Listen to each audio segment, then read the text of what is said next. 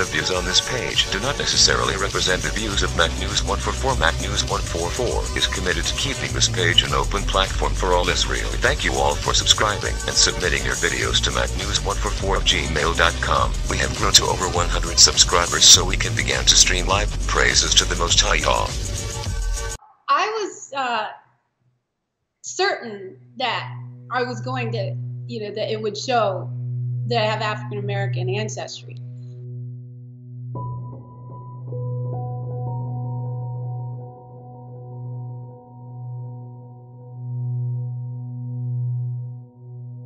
For me, the DNA testing was a way to validate what I had already been working on for years, which was digging into my family's genealogy and finding the truth about it, which was very unusual because I found out years before that my grandfather on my father's side had been passing for white, and no one in the family knew this. I don't feel that he lived his life in fear. I feel that he probably had a lot of pain, though, that he had to sort of ditch his entire family in Macon. And his family in Macon they're very respected, affluent members of that community. They were all educators, and I'm sure that's what instilled within him the drive to go to medical school. And he graduated magna cum laude from the University of Michigan Medical School, which, had he not been passing for white, I question whether he set some historical records as an African American during that era.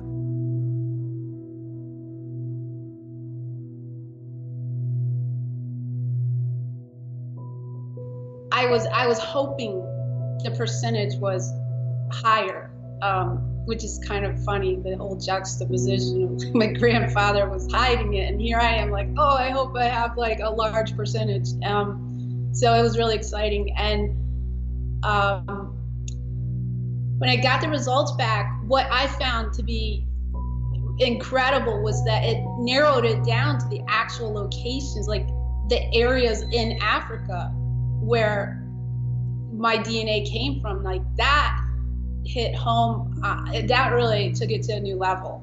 I feel like my story is significant because of what's going on right now in our country and the racial tension and the political climate, because it really shows just how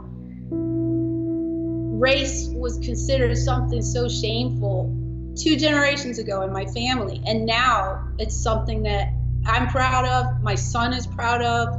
He posted his results on his social media because he would always tell his peers that he was part black, and no one believed him, because it does get, as you go down the generation, I mean, he doesn't particularly look African American. His skin is much darker than mine, but it was such a cool thing for him to be able to say, I wasn't making it up, it's true. He was proud, and I'm proud. And that, to me, is like the beauty of the story, that in 2 generations, my grandfather would go through the pain of disassociating himself with his family to live this new life just to gain the white privilege. And here my son and I are proud of our heritage, and we want the whole world to know about it.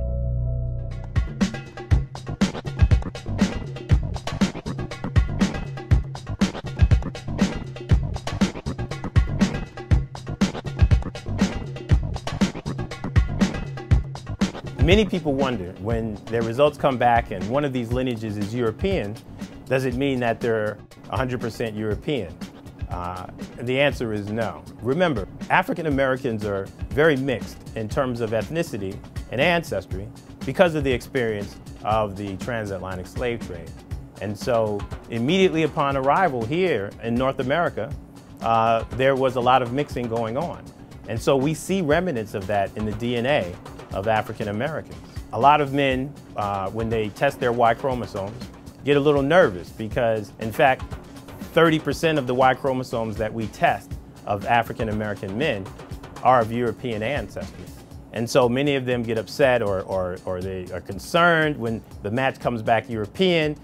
You know, I've heard many men say to me, well, I'm very dark-skinned or I'm African, you can just look and see, but you told me that I'm European. What we told you was that your Y chromosome goes back to Europe, meaning that there was a European male in your family lineage, and that was part of what we see on your Y chromosome test.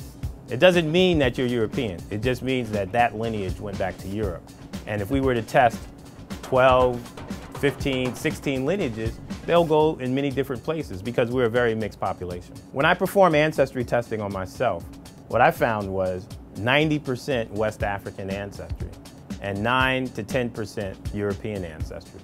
So that reflects that 10% of my genome that's of European ancestry. And in fact, a big chunk of that 10% is the Y chromosome because I'm one of those 30% of black men who have a European Y chromosome. So having a match that goes back to Europe doesn't mean that you have no African ancestry. For one thing, it can only provide information about a tiny fraction of our ancestry. Because we get half our DNA from our mothers and half from our fathers, almost all of our DNA gets shuffled and remixed every generation, making it impossible to trace what comes from whom. There are just 2 bits of DNA that remain pure: the Y chromosome, which passes directly from father to son, and something called mitochondrial DNA, which passes unchanged from mother to child. Hank Greeley, a law professor at Stanford University, has studied this new field. He worries that people don't realize just how many ancestors they actually have. 8 generations ago, both you and I had 256 great-great-great-great-great-great-grandparents. Wait, you're saying that if you go back 8 generations, we have 256 great-great-great-grandparents? Yes, it doubles every generation. So you've got 2 parents, you have 4 grandparents, you have 8 great-grandparents, 16 great-great-grandparents, and it adds up fast. It adds up so fast, in fact, that if you go back 20 generations, you've got over 1 million grandparents. 1,048,576 to be exact. And in each generation, DNA testing can provide information about only 2 of them. So you could be Peruvian on your mother's mother's mother's side, Japanese on your father's father's father's side, Swedish on everything else. And you'll never know. And you'll never know the Swedish from the Y chromosome or the mitochondrial DNA. Now, you've looked at several of these companies that are doing these tests. Yes. Do you think that they explain what you just explained to us? No. I don't think any of them does as good a job of pointing out the limitations. But, you know, businesses often don't go around telling you how weak their product is. We don't oversell. I mean, we just say, look, we provide a service.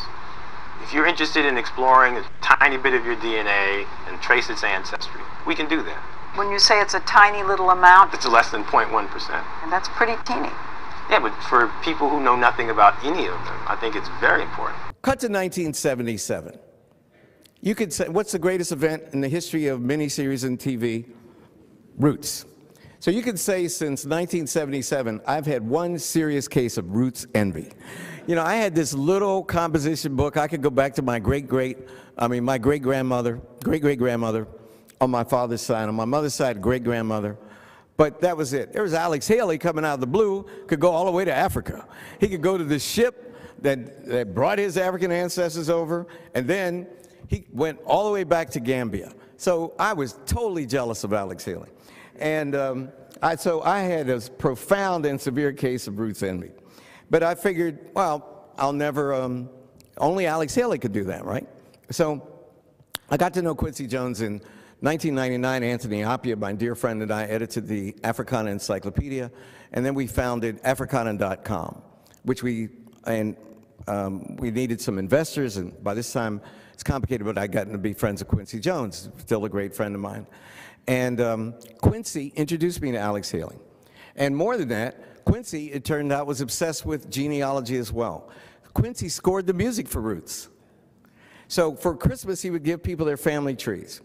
So, you know, I thought about that, and but there was nothing I could do about that. Well, Here's a funny thing happened. You never know. The Bible says be careful what you wish for.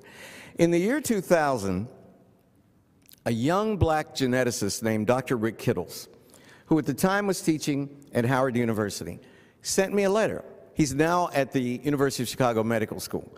And he said that he was asking various African-American men if they would submit themselves to this new test. And through this test, he could trace on your mother's line where in Africa you were from. Man, that was some serious stuff. And I said, yeah, I mean, I called him right away, and I said, definitely. And he said that of all the people he'd written to, nobody was writing him back. And I couldn't figure out why, but I later found out why. So I said, would you want me to come to Washington? He goes, no, I'll come up to Harvard Square. It's where I was living. So about a week later, he showed up. And now, I've had many operations. I broke my hip when I was playing football when I was about 14. It was misdiagnosed by a country doctor. So I've had a zillion operations on my leg, right? So I know about having blood extracted. If you could see my veins is, just look at a vial and blood pours out, right? I'm very easy to get my blood. Well, after half an hour, I realized that two things. That Dr. Rick Kittles is a brilliant geneticist, but he's not brilliant at extracting blood. I also realized why no other black male was stupid enough to let him come up to try to take their blood. Because that brother kept poking around, and I thought, damn, this Kunta Kinte stuff is hard work. How badly do I want to know where I'm from in Africa? But I really wanted to know. I'd wanted to know since I was 9 years old, so, you know, let's go for it. So finally, see, at the time, you had to extract a lot of DNA in order to run the test. Now, you just swab your cheek or spit in a test tube, depending on the company that you use. We could talk about that a little bit later. So it's very easy and it's very painless. So I waited and I waited and I waited. You know, Rick Kittles went back to Washington. I waited for the result. And I didn't hear from him. So finally, I called him. And you know how people do. He picked up the phone after I called him about 1 million times. He goes, oh, man, I was just about to return your phone call. I said, Rick, what's up, man? Where am I from? In Africa. Where are my people? You know, I want to jump on a plane and go. I thought I'd buy some land, you know, get a fine little African sister, you know, to hook up. I was single at the time, don't get me wrong. I'm still single. Well, so he said, well, we had to run, your results were anomalous, and we had to run them many times. But we finally have figured out where you're from. You are descended on your mother's side from the Nubian people. I said, when the results come in, make her Zulu, man. You know? I said, you back there making it up anyway. My mother was Pauline Augusta Coleman. I'm related to the Redmonds through her. Unfortunately, she passed away in 1987. So I wanted to share this revelation with my father while he was visiting my cousins. Where you come in? Hi, Daddy. How you doing, boy? Fine, how are you? All right. What do you think of that? Were you surprised that white women were sleeping with black men in the 1600s? That is something. That's amazing, huh? I'm surprised you could, that it happens, and two, you could do it for any period of time and get away with it and still survive. Just a man, and the black man would have been a slave. So he said, well, we had to run, your results were anomalous, and we had to run them many times. But we finally have figured out where you're from. You are descended on your mother's side from the Nubian people. You know? My mother was Pauline Augusta Coleman. I'm related to the Redmonds through her. Unfortunately, she passed away in 1987. So I wanted to share this revelation with my father. All right. What do you think of that? Were you surprised that white women were sleeping with black men? White women were sleeping with black men in the 1600s? Well, It's problematic because, once again, they're only part of your genome, of your genetic makeup. Remember, your mitochondrial DNA may say one thing and the rest of your genome say completely else, something else. So why would you want to use that to define race? For some reason, there are African Americans who are here who want to claim this connection with Native Americans. I don't know for what, outside of maybe trying to get some money from casinos or something. I don't know, but they want to have this connection with Native Americans. And it's funny because it's almost like we are the Native Americans. And so whoever was here or whatever history that you can show coming from Asia just wasn't true. I mean, it's even more shocking that you would even say that. But I also don't understand why a black person would want to be anything other than African. Okay? That is the real deep sort of issue that has to be addressed by those individuals who continue to argue. I mean, they continue to argue this point. Now, I'm not going to say that no black folk came here when the Europeans came here early on, Columbus and all that stuff, right? Because I'm sure there was black folk on those ships. I'm almost positive that they were black folk. I'm even suggesting that some of them could have been Moors from Spain, okay? But I'm even suggesting that some of them could have been Moors from Spain, okay? But I'm even suggesting that some of them could have been Moors from Spain, or Moors from Spain, Moors from Spain, Moors from Spain, okay? DNA is finally shedding light on one of my family's greatest mysteries. Remember my second great-grandmother, Jane Gates, the woman whose house my cousin just bought? Jane, a slave, had 5 children with an Irishman. Yet she never told anyone his identity. But not even Jane's discretion, or perhaps her shame, could protect her children's father from modern science. Since this man is related to me on my direct paternal line, his Y-DNA haplotype, or genetic signature, and mine are exactly the same. That's why I've come to Ireland. I'm hoping that a recent survey of the DNA of over 2,000 Irishmen will tell me something about my paternal ancestry. The geneticist who conducted that research is Dr. Dan Bradley. Guys, this is Professor Gates. He's tracing his roots using genetic genealogy. Tim, Katrina, Anna, these are all guys in my lab. How are you? Do I look like an Irishman to you? I'm here to find my roots. I've been looking for my roots. Looked all over Africa, couldn't find anybody, so I ended up here. After you, sir. This is my Y-DNA, which we brought.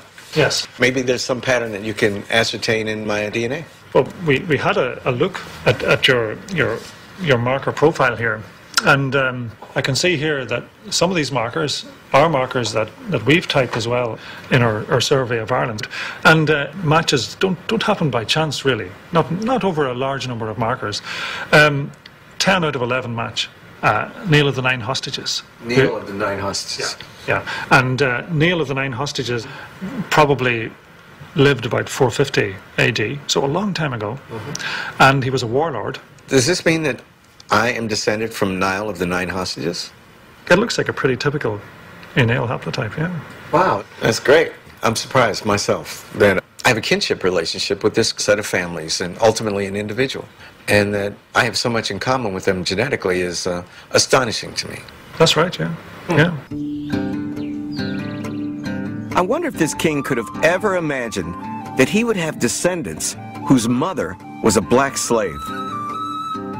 I'm so curious about this revelation that I've traveled to Tara, Ireland's ancient seat of kings. I want to stand on the spot where my ancestor once reigned. An ancestor, it turns out, that I share with almost 10% of all Irishmen. They gave me a DNA test yesterday, and I'm descended from Niall of the 9 hostages, the king. Well, actually, I'm an O'Neill too, or married to O'Neill, and I believe that we were descended from the kings. So your husband and I are cousins. How about that? Delighted to meet you. Nice to meet you. Wish you well. And the best of luck. I hope you enjoy your stay here and find out plenty about your ancestors. Well, thank you. Thank you very much. You're welcome. I've only been Irish for 24 hours. It's a lot of fun. I like it. I was told I'm supposed to let Guinness settle, right? You have a coin, you're supposed to tap it? No, wait till it gets black. Oh, I like that. I came to Ireland in search of my great-great-grandfather, and now, compliments of DNA analysis, I've ended up with 3 million new cousins. I'm only part Irish. I don't think I got the beer gene. None of whom look quite like me.